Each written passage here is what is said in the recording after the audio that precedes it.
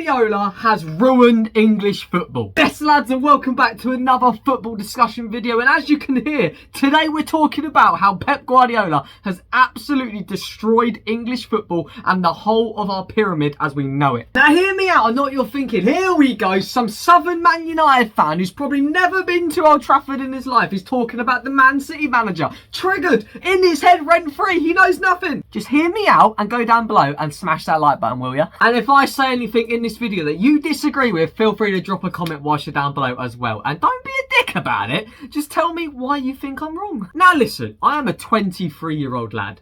Growing up, you're growing up in the prime eras of the Premier League. That quick Route 1 football, Brexit tackles flying everywhere.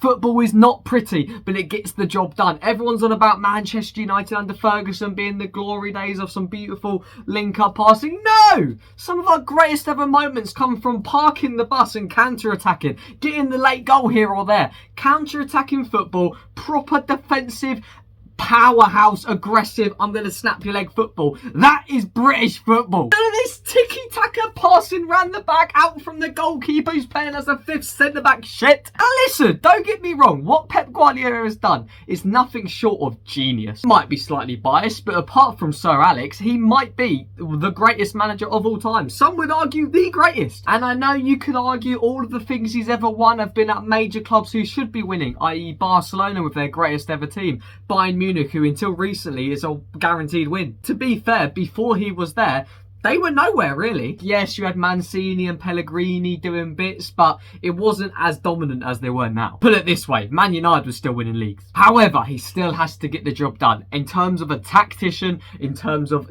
attention to detail, Pep Guardiola is up there with one of the greats. He's definitely probably the best manager in world football right now. And like I said, some would even say of all time. But he's made it boring. Every Saturday night, myself, my dad, my brother as well, we sit down, watch match today, get a Chinese, put your feet up, watching Man United probably lose a game, watching all these other mental games with some cracking goals, and then you watch Man City versus, say, Fulham, or Man City versus, say, West Ham. Always you're going into there like, oh, how amazing would it be if there was actually a shock here, or maybe the team doesn't even beat City but scores a goal.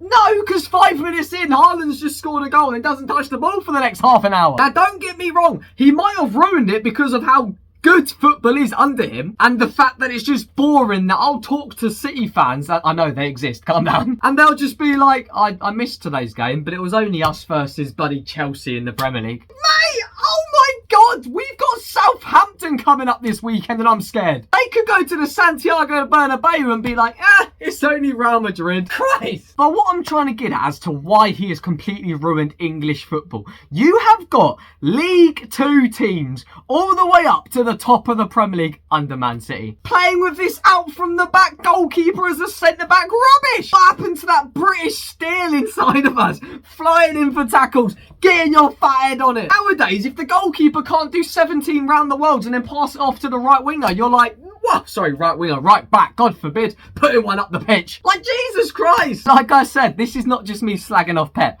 I'm sure as a person he's great and he's come out of some amazing one-liners. However, as a manager, he is incredible. He is amazing, and he has turned the Premier League, the most exciting watch league in the world, into a farmers league. We're competing for who's going to be the best of the rest every year. Don't get me wrong, the last couple of years you've had Arsenal kind of coming close, but let's be honest, you always knew they was going to fall off because City just don't lose games. You go into the final game of last season, it's like, imagine, could West Ham do it? No, because Foden scores 5 minutes in. Even when Liverpool were facing them, they just didn't really have a chance. Everyone goes on about Klopp versus Pep being like the greatest manager rivalry of all time. They spent more times hugging each other than bloody battling each other. They had like 7 seasons proper battling each other. Liverpool won once. And I'm going to be honest now, I don't count it because people always say Ollie's unbeaten record doesn't count because it was in front of no fans. Well, then Liverpool's record doesn't count either. But enough of the dirty scousers. Pep Guardiola has genuinely ruined English football to the point where